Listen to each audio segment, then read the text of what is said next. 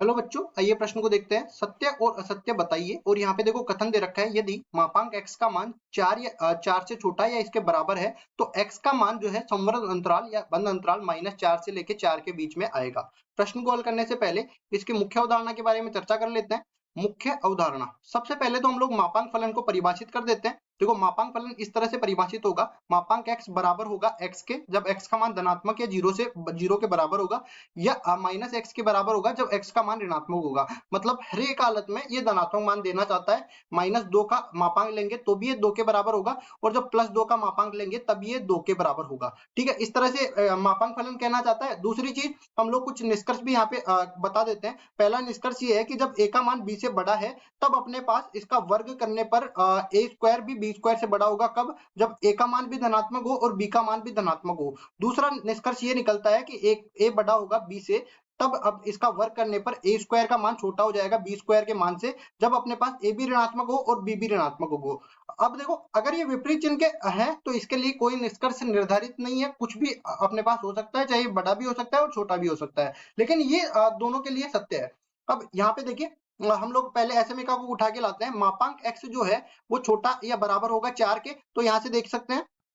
अब देखो, हम जानते हैं मापांक x तो हमेशा धनात्मक होगा और 4 भी हमेशा धनात्मक है, तो दोनों तरफ वर्ग कर देते हैं। तो एक्स स्क्वायर जो है छोटा या बराबर होगा 4 का वर्ग 16 से। अब 16 को इधर लेके आएंगे, एक्स स्क्वायर माइनस में 16 छोटा या बराबर हो जाएगा 0 के। अब हम जानते हैं एक सर्व समीका होती है a square minus B square बराबर में, देखो ये इस तरह से बनते हैं, a माइनस बी गुणा में a plus B, A minus B गुणा में ए प्लस बी, ये बन जाएगा। अब इसके बाद देखिए, यहाँ से इसको बनाएंगे तो x माइनस में 4 गुणा में x प्लस 4, और छोटा या बराबर हो जाएगा 0 के।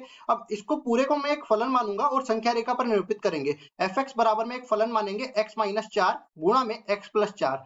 तो यहाँ से देखो, पहले तो मैं एफ एक्स बराबर 0 करने के बाद इसके क्रांतिक बिंदु निकालेंगे, तो x माइनस 4 गुणा में x प्लस 4 बराबर हो जाएगा 0 के। तो यहाँ से x माइनस 4 का मान 0 के बराबर होगा, तो x का मान तो 4 के बराबर मिल गया, और साथ ही साथ x प्लस 4 का मान भी 0 के बराबर होगा, तो यहाँ से x का मान -4 के बराबर भी मिल गया। संख्या रेखा पर मान निर्धारित कर देते हैं, तो देखो एक तो -4 हो गया और एक +4 आ गया। अब देखो यहाँ से मैं जानता हूं कि जब मेरे पास 4 से बड़ा कोई भी संख्या रखूंगा तब ये धनात्मक और ये धनात्मक गुणा होकर एफ एक्स धनात्मक हो जाएगा, तो ये धनात्मक अंतराल दे देगा। और इसी तरह अगर मैं -4 से 4 के बीच में कोई भी मान रखूंगा तब ये ऋणात्मक और ये धनात्मक, तो कुल मिला के गुणा होकर ऋणात्मक दे देगा, मतलब ये पूरा अंतराल में माइनस आ जाएगा। और इसी तरह ये धनात्मक दे देगा, क्योंकि दोनों अपने पास ऋणात्मक देंगे, गुणा होकर धनात्मक दे देगा।